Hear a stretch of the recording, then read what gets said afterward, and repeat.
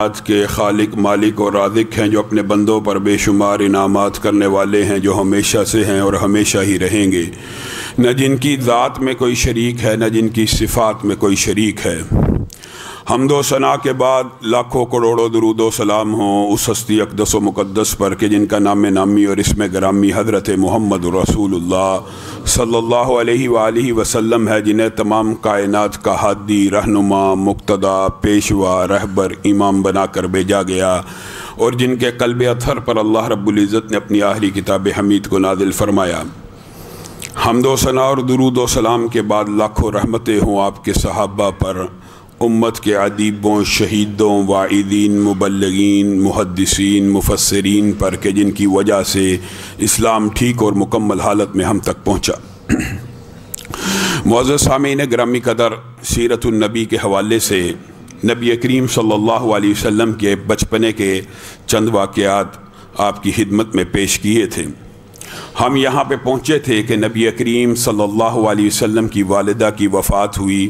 نبی کریم صلی اللہ علیہ وسلم بار بار اپنی والدہ کی قبر کی طرف جاتے تھے۔ آپ خود تصور کیجئے، ایک 6 سال کا بچہ جس کو صحرا کے اندر خود گڑھا کھود کر خود اپنی والدہ کی تکفین کا، تجہیز کا اور میت کے دفن کا سارا کام خود سر انجام دینا پڑے، اس بچے کی کیفیت کیا ہو سکتی ہے؟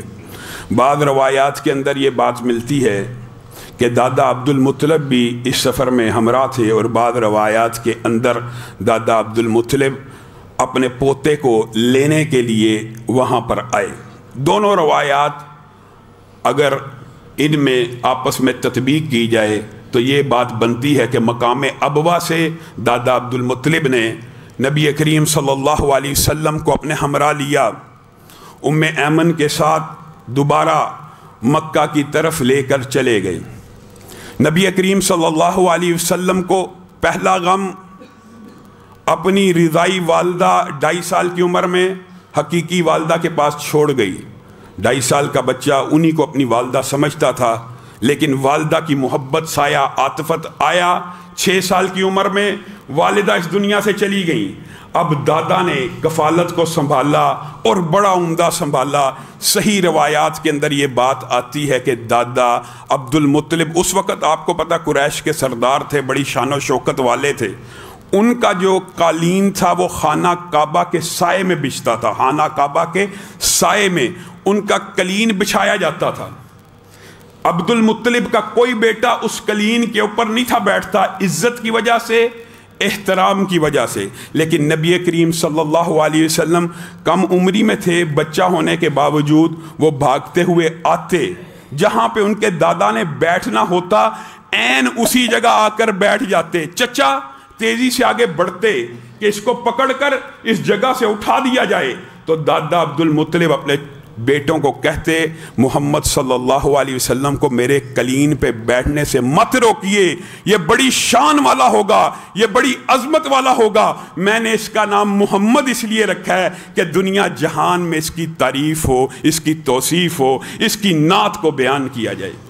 دادا اپنے پوتے سے محبت کر رہے ہیں، اور بعض روایات کے اندر یہ بات آتی ہے کہ عبد المطلب نے اپنے کسی بیٹے سے اتنی محبت نہیں کی جتنا محمد رسول اللہ صلی اللہ علیہ وسلم سے کی، حتیٰ کہ دادا کے بعض اشعار ان کی محبت میں، جو آپ یہ کہہ لیجئے کہ شرابور یا محبت کے اندر غوطہ زن، ان جذبات کا اظہار بھی عربی زبان میں ان کے اشعار میں موجود ہے۔ ہوا کیا، نبی کریم صلی اللہ علیہ وسلم کو دادا چھوٹی عمر میں کہہ رہے ہیں وہ جاؤ ذرا میرے اونٹ لے کے آؤ۔ 6 7 8 سال کا بچہ اونٹوں کے ساتھ کھیلنا شروع ہو گیا، تخیر ہو گئی، کچھ تخیر ہوئی، دادا پریشان ہو گئے، اور کیا الفاظ کہے۔ آج عربی لغت میں اس شعر کو بڑی اہمیت حاصل ہے، کیونکہ شعر کس کا؟ دادا کا، اور کہا کس کے بارے میں جا رہا ہے؟ نبی محترم کے بارے میں۔ ربی ردہ راکبی محمدا، ربی ردہ راکبی محمدا، ردہ لی وسنا عندی یدا۔ کیا مطلب؟ اے اللہ میرے سوار محمد کو واپس لوٹا دے۔ سوار سے مراد یہاں پہ تاریخ نگاروں نے بڑا دلچسپ تبصرہ کیا کہ یہاں پہ وہ شاہ سوار مراد نہیں ہے، یہاں پہ وہ گھوڑے یا اونٹ کا سفار مراد نہیں ہے، یہاں پہ عبد المطلب اپنے پوتے کی محبت میں کہہ رہے ہیں میرے کندھے پہ سواری کرنے والے محمد کو واپس لٹا دیجیے، یعنی میرا سوار جو ہے، جو میرے اوپر سوار ہے، اللہ ایک مرتبہ لٹا دیجیے اور میرے پہ یہ احسان کر دیجیے۔ اور جب نبی کریم صلی اللہ علیہ وسلم واپس آئے تو کہنے لگے آپ جب گم گئے تھے میرے دل میں وہ محبت، وہ درد بیدار ہوئی جو اگر کسی ماں کا بچہ گم جائے وہ بیدار ہوتی ہے۔ اور ایک اور بات میں آپ کے سامنے کوشش یہ کر رہا ہوں کہ سکہ روایات، صحیح روایات آپ کے سامنے رکھی جائیں، لیکن جہاں جہاں پہ بعض روایات میں ضعف ہے وہ بھی بیان کرتا جا رہا ہوا۔ وَوَجَدَكَ ضَالًّا فَهَدَىٰ کی ایک تفسیر بعض کمزور درجے کی روایات میں یہ بھی ملتی ہے کہ یہ وہ واقعہ ہے کہ جب نبی کریم صلی اللہ علیہ وسلم گم گئے، اور بعض نے کہا یہ وہ واقعہ ہے جب حلیمہ لے کے آئی تھی اور نبی کریم کچھ دیر کے لیے غائب ہو گئے تھے تو عبد المطلب نے ہرکارے دوڑائے تھے کہ محمد صلی اللہ علیہ وسلم کو ڈھونڈ کے لایا جائے۔ تو جب یہ نبی کریم صلی اللہ علیہ وسلم راستہ گم ہو گئے تو یہ قرآن پاک کی اس آیت کی یہ تفسیر بھی کی جاتی ہے اللہ رب العزت نے ان کو راستہ ملایا، دادا سے واپس ملا دیا۔ اب دیکھیے پے در پہ غموں کی انتہا ہے، اماں حلیمہ سے جدائی، اصلی والدہ کے پاس، اصلی والدہ سے انسیت محبت کا پیدا ہونا، والدہ کی روانگی، یہاں پہ صرف 2 سال دادا نے پرورش کی، اللہ رب العزت نے دادا کو بھی اپنے پاس بلا لیا، صرف 2 برس۔ اور عبد المطلب اپنی بیماری کے عالم میں یہ بات جج کر گئے تھے کہ میں دنیا سے جانے والا ہوں۔ یہ بھی ایک لمبا چوڑا باب ہے، انہوں نے اپنے بیٹوں کو کہا تھا میرے بارے میں مرثیہ کہیں، انہوں نے مرثیہ کے اس کی تفاصیل سیرت نبی امام ابن کثیر کی جو ہے اس کے اندر لکھی ہوئی ہے، وہ اشعار بھی موجود ہیں جو آپ کے چچاؤں نے آپ کے دادا کی وفات سے قبل ہی ان کو پڑھ کے سنائے۔ مرثیہ نگاری آپ کو پتہ ہے عرب کلچر کا ایک حصہ تھا، وہ آپ کو سنایا گیا۔ تو نبی کریم صلی اللہ علیہ وسلم کے دادا جب بیمار ہوئے نا تو آپ نے ابو طالب کو بلایا اور کہا میری بات سنو، میرے سے ایک وعدہ کرو۔ ابو طالب نے کہا کیا وعدہ؟ آپ یہ دیکھیے عبد المطلب خود ان کو اندازہ ہے عبد المطلب کی یہ محبت بلا وجہ نہیں ہے، یہ بھی مورخین نے لکھا ہے۔ آپ کو پتہ ہے ہاشم ان کو مدینہ چھوڑ آئے تھے، آپ کے سامنے یہ سارا تفصیلی واقعہ رکھا تھا۔ عبد المطلب کی پرورش کس نے کی تھی؟ چچا نے کی۔ وہی تاریخ اپنے آپ کو دہرا رہی ہے، اور عبد المطلب کا مطلب بھی آپ کے سامنے رکھا تھا کہ وہ اپنے چچا کے آگے پیچھے پھرتے تھے، وہ کہتے ہیں یہ مطلب کے غلام ہیں، یعنی ہاشم سے نہ پکارا گیا، آپ کو آپ کے چچا کے نام سے پکارا گیا۔ اسی طرح آپ بچے کی یتیمی کو سمجھ رہے ہیں، آپ دادا ہیں، آپ کو یہ اندازہ ہے کہ بن باپ کے بچے کی کیا کفیات ہوتی ہیں۔ ابو طالب سے وفات سے قبل وعدہ لے رہے ہیں، وعدہ اس بچے کی کفالت کرنی ہے، میرے ساتھ وعدہ کرو جب تک تم زندہ رہوگے اس کی حمایت، اس کی نصرت، اس کی تائید، الفاظ کے اوپر غور کرنے کی ضرورت ہے، اس کی حمایت، اس کی نصرت اور اس کی تائید سے دستبردار نہیں ہوگے۔ ابو طالب نے وعدہ کیا اور آپ کے سامنے انہوں نے اپنے وعدے کو کیسے نبھایا۔ 40 برس تک پھر نبی محترم ان چچا کی کفالت میں رہے، اللہ کی قسم کبھی نصرت سے، کبھی حمایت سے، کبھی تائید سے پیچھے نہیں ہٹے۔ لیکن بس یہ بھی اللہ تعالیٰ کی حکمت ہے، جب سیرت کے اندر یہ باب آئے گا تفصیلی آپ کے سامنے رکھیں گے، لیکن آج یہ بات کہہ دینا چاہتا ہوں، بخاری اور مسلم کی روافض اور اہل سنت کے درمیان اس روایت کے بارے میں بہت بڑا اختلاف ہے۔ سارے اہل سنت کے مصادر میں، مراجع کے اندر، بخاری میں، مسلم کے اندر صحیح ترین احادیث میں الفاظ موجود ہیں۔ نبی کریم چچا کی خدمت میں حاضر ہیں، آخری وقت ہے، چچا ایک کلمہ پڑھ لیجئے، میں محمد صلی اللہ علیہ وسلم آپ کی سفارش اللہ کی بارگاہ میں کروں گا، حجت قائم ہو جائے گی، اللہ سے جھگڑوں گا، اللہ سے لڑوں گا آپ کے لیے۔ پاس قریش مکہ کھڑے ہیں، بس آخری الفاظ یہ نکلے کہ اپنے باپ دادا کے دین پر دنیا سے جا رہا ہوں۔ صحابہ نے پوچھا تھا کہ ابو طالب نے آپ کی اتنی حمایت کی، اتنی نصرت کی، آپ کی پرورش کی، گویا آپ کے والد تھے، آپ کے ساتھ اتنا پیار کا رویہ رکھا کہ قیامت کے دن ان کو اس کا فائدہ ملے گا؟ نبی کریم صلی اللہ علیہ وسلم کچھ دیر خاموش ہوئے، شاید وہی کا انتظار ہو. یہ تو میں اپنی طرف سے بات کہہ رہا ہوں، اور پھر بولے تو کیا بولے؟ لولا انا لکان فی الدرک الاسفل من النار. اگر میں محمد صلی اللہ علیہ وسلم نہ ہوتے تو ابو طالب شرک کی وجہ سے جہنم کے سب سے نچلے گڑھے میں ہوتے. لیکن یہ جو محسن انسانیت ہے نبی کریم، آپ بتائیے نبی کریم محسن انسانیت ہے کہ نہیں؟ رحمت للعالمین ہے کہ نہیں؟ اور ان کے محسن کون ہیں؟ ابو طالب ان کے محسن ہیں. محسن انسانیت کے محسن. انسانیت کا نعرہ بلند کر کے انسانیت کو الگ مذہب بنانے والوں، ذرا اس روایت کے اوپر غور کرو. نبی کریم نے کہا اللہ کی قسم میں نہ ہوتا یا یہ میری حمایت تائید نصرت کے ساتھ ساری زندگی بسر نہ ہوئی ہوتی، جہنم کے سب سے نچلے گڑھے میں ہوتے. آج جہنم کا سب سے کم درجے کا عذاب ابو طالب کو ہو رہا ہے. ان کے پاؤں کے اندر ایسے جوتے پہنائے ہوئے ہیں جس سے دماغ ابلتا بھی ہے اور پگھلتا بھی ہے.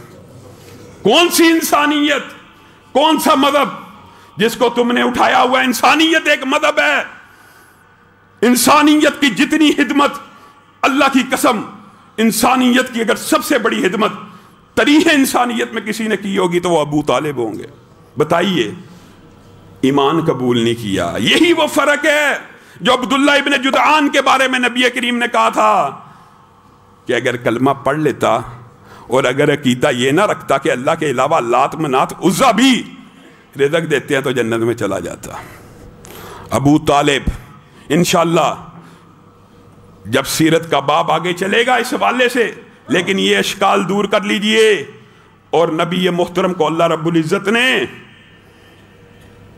جو نبی کریم صلی اللہ علیہ وسلم کے بعد اجتہادات کے اوپر اللہ رب العزت نے نبی کریم کو روکا اور ٹوکا، ان میں سے ایک یہ بھی ہے کہ پیارے نبی کسی نبی کو یہ زیب نہیں دیتا کہ جب اس کو پتہ چل جائے اس کا فلاں رشتہ دار مشرک ہے، شرک کے عالم میں فوت ہو گیا، پھر اپنے رب کی سامنے ہاتھوں کو پھیلا کے اس کے لیے مغفرت کی دعا کرے. یہ نبی کو زیب نہیں دیتا. میرے بھائیوں اپنی اصلاح کر لیجئے. یہ جو ہمارے معاشرے کے اندر محبت کے بتائیے ابو طالب سے زیادہ نبی سے محبت کون کر سکتا ہے؟ حالی محبت فائدہ دے گی؟ حالی محبت اس وقت تک فائدہ نہیں دیتی جب تک اتباع نہ ہو، جب تک پیروی نہ ہو، جب تک میرا آپ کا یہ عقیدہ نہ ہو کہ نبی کی حدیث آ جائے گی، قول آ جائے گا، عمل آ جائے گا، تقریر نشست برخاست نبی یہ محترم کی زندگی کا ہر لمحہ ہر گوشہ میرے آپ کے لیے نمونہ ہے، نمونہ. لیکن نبی کی حدیث نمونہ نہیں ہے، نبی کا قول نمونہ نہیں ہے، نبی کی نشست برخاست نمونہ نہیں ہے. اللہ کی قسم پورے معاشرے کے اندر، پورے معاشرے میں، بلکہ محدثین نے لکھا ہے کہ فتنوں کی بنیادی وجہ دنیا کے اندر جتنے فرقے، جتنے فتنے پیدا ہوئے ان سب کی بنیاد ایک ہے کہ ان میں سے ہر فرقے نے کسی نہ کسی حدیث کا انکار کر دیا. بس ہو نہیں سکتا.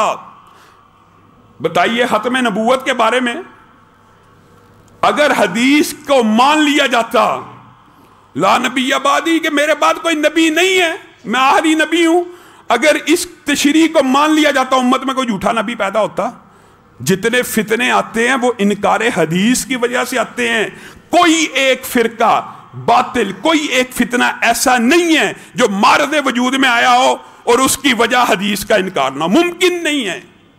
کیونکہ قرآن کا دعویٰ تو سب کرتے ہیں، ہاں قرآن کی تشریح کے اوپر جو حدیث آتی ہے اس کا انکار کر دیتے ہیں. حتیٰ کہ بات آئی ہے تو کہہ دیتا ہوں، انکار کرنے کی ایسی کہانیاں بنائی ہوئی ہیں. ایک بندہ لا نبی بعدی کی حدیث ہے نا، میرے بعد کوئی نبی نہیں، ایک بندے نے اپنے بارے میں مشہور کر دیا میرا نام لا ہے، میرا نام لا ہے. جب اس کا نام مشہور ہو گیا تو اس نے کہا یہ جو روایت ہے اس میں راوی کو وہم لگا ہے، اس میں راوی نے دھوکہ کھایا ہے، اصل حدیث تھی لا نبی بعدی، مبتدا خبر بنا کے لا نبی بعدی نہیں، لا نبی بعدی. اصل حدیث یہ تھی میرے بعد نبی لا ہوگا. آپ اندازہ کیجیے کیسے کیسے فتنے امت نے دیکھے ہیں. حدیث کی من چاہی تشریح جو نبی کریم صلی اللہ علیہ وسلم کی بات آ جائے اس کے اوپر جب بندہ یقین نہ کرے تو انسان دھوکے کا گمراہی کا شکار لازمی ہوتا ہے، لازمی ہوتا ہے.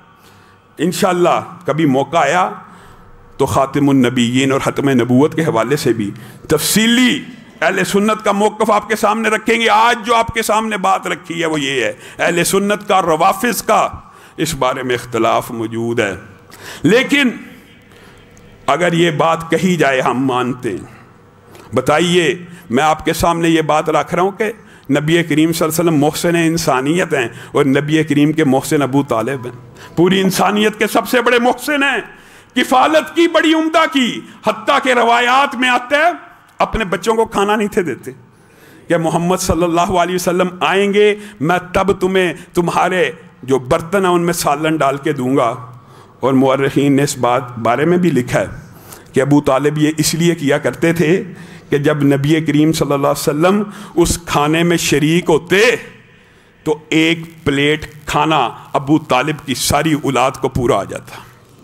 اور جب نبی کریم صلی اللہ علیہ وسلم کی یہ برکات ہیں اور جب نبی کریم شامل نہ ہوتے وہ کئی پلیٹیں سالن پکاتے ان کو پورا نہ آتا. اور بعض روایات کے اندر یہ بھی ہے بچے کم عمر بچے آپس میں پلیٹ میں جب سالن دیا جاتا جھگڑتے تو نبی محترم صلی اللہ علیہ وسلم بچپن میں اتنی شرم اور حیا والے تھے نبی کریم صلی اللہ علیہ وسلم ان کا جھگڑا دیکھ کے اپنا ہاتھ روک لیتے اور کھانا نہ کھاتے. اور یہ روایات ملتی ہیں صحیح سند کے ساتھ. نبی کریم صلی اللہ علیہ وسلم جب سو کے اٹھا کرتے تھے جس طرح عام بچوں کی آنکھوں میں سردیوں میں جن کو اردو میں ہم گدے کہتے ہیں آنکھوں میں آ جاتی ہیں. نبی کریم صلی اللہ علیہ وسلم کے بچپنے میں ساری زندگی آپ کی آنکھوں پہ اس طرح کی کوئی علائش نہیں آئی. آپ اٹھتے تو مورخین نے اور سیرت نگاروں نے لکھا ہے ایسا محسوس ہوتا آپ نے آنکھوں میں سرما پہنا ہوا.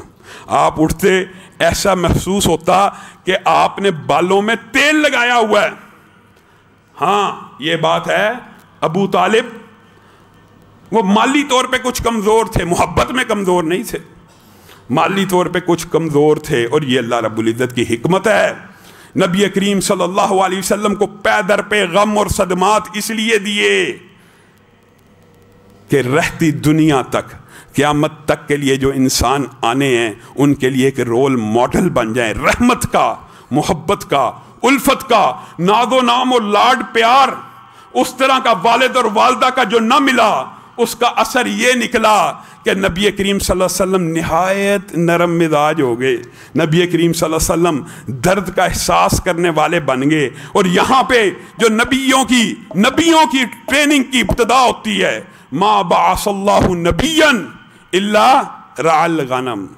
اللہ نے ایک نبی ایسا نہیں بھیجا، ایک نبی بھی جس نے بکریاں نہ چرائی ہوں. یہ ٹریننگ کا اگلا مرحلہ. ابو طالب کو مالی طور پہ کمزور رکھا کس لیے؟ تاکہ محمد صلی اللہ علیہ وسلم بکریوں کو چرائیں. نبی کریم سے پوچھا گیا کہ کیا آپ بھی بکریاں چراتے ہیں؟ نام کنتو ارا، میں بھی بکریاں چرایا کرتا تھا. کن چیزوں کے عوض؟ قراریتا لاہل مکہ، چند روپے کے سکوں کے عوض میں مکہ کے لوگوں کی بکریوں کو چرایا کرتا تھا. نبی کریم نے خود کہا کوئی نبی ایسا نہیں جو بکریوں کو نہ چراتا ہو. وجہ کیا ہے؟ اب اس حوالے سے پوری کتابیں اور رسالے موجود ہیں کہ انبیاء بکریوں کو کیوں چراتے تھے، اس کے اندر کیا حکمت ہے. نبیوں کی جو ٹریننگ ہے اس کے اندر یہ جانوروں کو چرواہے کی حیثیت اور مویشیوں کو پالنے کی وجہ کیا ہے. اس کی بہت سی وجوہات ہیں. یہ بڑا لمبا چوڑا مضمون ہے، صرف مختصر سا خاکہ آپ کے سامنے رکھ کے بات کو آگے بڑھاؤں گا. پہلی بات، جو بکریوں کا چرواہا ہوتا ہے خاص طور پہ بکریوں کا، اس کے اندر پہلی صفت جو پیدا ہوتی ہے وہ کیا ہوتی ہے؟ صبر کی. کیوں؟ اگر چرواہا صابر نہیں ہے، بکری ایک ایسا جانور ہے کہ جو تھوڑی دیر چرتا ہے منہ اٹھا لیتا ہے، بھاگتا دوڑتا ہے، جو چرا ہوتا ہے وہ یوز کر لیا، پھر تھوڑی دیر منہ مارا کھا لیا. اس کے اندر صبر اگر چرواہے میں نہ ہو تو بکریاں بھوکھی رہ جائیں سارا دن. اس نے عرب کے صحرا کو ذرا آپ مگر مد نظر رکھیں, گرمی کے عالم میں صبح سے لے کر شام تک بکریوں کو کھانا کھلانا اگر جلد بازی کی یا گھر لوٹنے کی جلدی ہوئی, بکریاں تو بھوکھی رہ جائیں گی. پہلی جو صفت پیدا ہوتی ہے صبر کی ہوتی ہے. دوسری صفت, میں نے کہا اس بارے میں بڑی کتابیں اور رسالے موجود ہیں, میں خاکہ رکھ رہا ہوں. صفات بہت سی پیدا ہوتی ہیں, لیکن جو بنیادی صفات انسان میں آتی ہیں ان میں سے ایک شجاعت اور دلیری بھی ہے. کیوں؟ بکریوں کے اوپر مختلف جانور حملہ کرتے ہیں, بھیڑیا, شیر, چیتا, سب سے کمزور جانور ہے بکری. اس کے اوپر جب درندے حملہ کرتے ہیں, اگر چرواہا دلیر اور شجاع نہ ہو وہ اس جانور کا مقابلہ نہیں کر سکتا. یہ ٹریننگ ہے انبیاء کی, یہ انبیاء کو ٹریننگ دی گئی. اس حدیث کی بڑی اہمیت ہے کہ کوئی نبی ایسا نہیں جس نے بکریاں نہ چرائی ہوں. اس میں حکمت کیا ہے؟ یہ حکمتیں ہیں. پھر رحم دلی انسان کے دل میں پیدا ہوتی ہے. کس طرح؟ پھر تواضع پیدا ہوتا ہے. کس طرح؟ رحم دلی اور تواضع کا اور انکساری کا آپس میں بڑا گہرا تعلق ہوتا ہے, بہت گہرا تعلق ہے. آپ بتائیے, ایک جانور ہے, اس نے پیشاب کیا, پخانہ کیا, جانور نے, انسان کے کپڑوں کو لگ گیا. اگر انسان منکسر مزاج نہیں ہے, انکساری اور تواضع والا نہیں ہے, بتائیے وہ عرب کے صحرا سے اٹھے اپنے کپڑے دھونے جائے آئے, بکریاں تو سارے درندے کھا جائیں گے. یہ انکساری, حلم, تواضع کس طرح پیدا ہوتی ہے؟ اچھا اگر یہ غلاظت کچھ کپڑوں پہ لگ بھی گئی ہے تو اس میں کیا حرج ہے؟ یہ انکساری آتی ہے. اور رحم دلی ایسی ہے, اگر اچھا بکری بھی ایک عجیب جانور ہے, اس کو اگر ڈنڈا مار دیا جائے زور سے اس کی ٹانگ ٹوٹ جاتی ہے. اب اگر صبر ہی نہ ہو, چرواہا بکریوں کو ہانگتا ہانگتا ڈنڈا مار دے, اس کی تو بکری تو ایک کمزور سا بالکل انسان کے اوپر ڈیپینڈنٹ جانور ہے, آزادانہ طور پہ جی نہیں سکتا. اس لیے یہ ساری صفات انبیاء میں پیدا کرنے کے لیے انبیاء کو ایک ٹریننگ دی جاتی ہے کہ آپ نے اپنے معاشرے کے انسانوں کے ساتھ کیسا رویہ رکھنا ہے. اس کی ابتدا چرواہے کے روپ میں کی جاتی ہے. اور معاذ اللہ یہ لفظ کہنا چرواہا, یہ انبیاء کی توہین نہیں ہے. بعض لوگوں نے کہا نبیوں کو چرواہا کہنے سے شاید انبیاء کی توہین ہوتی ہے. ہرگز نہیں. اللہ رب العزت نے اس کے ذریعے ان کے مناصب کو بلند کیا ہے. انسانوں کے ساتھ مزاج آشنائی, جو آپ خود بتائیے, جو شخص جانوروں کا مزاج سمجھنا شروع ہو جائے اس کو انسانوں کے مزاج سمجھنے میں کیا دقت آ سکتی ہے؟ جانوروں کی مزاج آشنائی مشکل ہے, انسانوں کی آسان ہے. انسان حیوان ناطق ہے, انسان جذبات کا احساس کر سکتا ہے, لیکن جانور نے تو جذبات بتانے بھی نہیں. چرواہے نے خود سمجھنا ہے میرا فلاں جانور تکلیف میں ہے, میرا فلاں جانور خوش ہے, میرا فلاں جانور بیماری میں. جب انسان کے اندر یہ صلاحیتیں پیدا ہو جاتی ہیں تو پھر انسانوں کے ساتھ معاملہ کرنے میں, معاملہ فہمی میں اس کے اندر اللہ رب العزت بصیرت کا, شعور کو بلند کرتا ہے, ترقی دیتا ہے. اس لیے ہر نبی کو اللہ رب العزت نے اس منصب پہ لگایا اور نبی کریم صلی اللہ علیہ وسلم کو بھی لگایا. نبی کریم صلی اللہ علیہ وسلم اپنے اس دور کے بارے میں 2 واقعات بیان کرتے ہیں کہ جب میں چھوٹا سا تھا میرے دل میں بھی نوجوانوں کی طرح جذبات تھے. میں محمد صلی اللہ علیہ وسلم بھی ابن بشر ہوں, عبداللہ کا بیٹا ہوں, آمنہ کا لخت جگر ہوں. میرے دل میں بھی جیسے قریشی نوجوانوں کے دل میں مختلف امنگیں تھیں, مختلف ولولے تھے, میرے دل میں بھی خیالات پیدا ہوتے تھے. لیکن اللہ رب العزت نے میری ان خیالات کی بھی حفاظت فرمائی. کیسے؟ نبی کریم خود بیان کرتے, کہا میرے ساتھ ایک قریشی نوجوان تھا جو بکریاں چرایا کرتا تھا. میں نے اس کو کہا ہر روز آئے روز تم مختلف محفلوں میں شرکت کرتے ہو, تم شادی بیاہ کی محفلیں اٹینڈ کرتے ہو, آج تم نے میری بکریوں کو چرانا ہے. میں محمد صلی اللہ علیہ وسلم مکہ میں جاؤں گا اور فلاں فلاں کی جو شادی ہو رہی ہے, ادھر جو محفل ہونی ہے, ادھر جو ہلڑ بازی ہونی ہے, میں دیکھنا چاہتا ہوں کہ تم لوگ اس سے کس طرح مزہ حاصل کرتے ہو. یہ نبی کریم صلی اللہ علیہ وسلم اپنے ساتھی کو کہہ رہے ہیں کہ میں اس مجلس کا, اس محفل کا مشاہدہ کرنے جانا چاہتا ہوں. اور نبی کریم نے کہا میں اس محفل اور مجلس کے قریب پہنچا، میں نے پوچھا یہ وہی محفل ہے؟ انہوں نے کہا فلاں فلاں کی شادی ہو رہی ہے۔ نبی کریم صلی اللہ علیہ وسلم نے کہا جیسے ہی میں نے ان کے گانوں کی طرف اپنے کان کو لگانا چاہا مجھے اتنی گہری نیند آئی، میں سو گیا۔ اللہ رب العزت نے لہو و لعب سے، گانوں سے، ایسی گندی محفلوں سے بچپن ہی میں میری حفاظت خود کی۔ جیسے ہی میں اس کے قریب ہوا مجھے نیند آ گئی، اور میری آنکھ تب کھلی جب سورج نکل آیا۔ اللہ نے سلا دیا اتنا لمبا۔ نبی کریم نے کہا پھر ایک مرتبہ زندگی میں یہ واقعہ ہوا۔ کل زندگی میں بعین ہی اسی طرح 2 واقعات ہوئے۔ نبی کریم نکلے اس محفل کو اور مجلس کا احوال دیکھیں، کیسے عظیم نبی ہیں، کیسے معصوم پیغمبر ہیں، ان کو پتہ ہی نہیں اس طرح کی محفلوں اور مجلسوں میں ہوتا کیا تھا۔ وہ دیکھنے جانا چاہتے تھے، مشاہدہ کرنا جانا چاہتے تھے۔ آج بڑے بڑے اسکالرز، علماء محفلوں میں شریک ہوتے ہیں، کہنے والا بھی اور سب سننے والے، کوئی اس سے مستغنی نہیں۔ اور ہیل و حجت کیا کیا جاتا ہے؟ ہم صرف دیکھ رہے ہیں جی معاشرے میں کیا ہو رہا ہے، صرف دیکھنا چاہتے ہیں اور اس کا پھر رد کریں گے، معاذ اللہ۔ نبی محترم صلی اللہ علیہ وسلم دوسری مرتبہ گئے، کہا یہی ہوا جب میں نے کان کو ان گانوں کی طرف متوجہ کیا مجھے نیند آ گئی، میں سو گیا۔ اور پھر یہ ماجرہ جب ہو گیا 2 مرتبہ، میں محمد صلی اللہ علیہ وسلم بچپنے میں سمجھ گیا کہ اللہ نہیں چاہتا کہ محمد صلی اللہ علیہ وسلم اس طرح کی مجلس کو دیکھیں بھی۔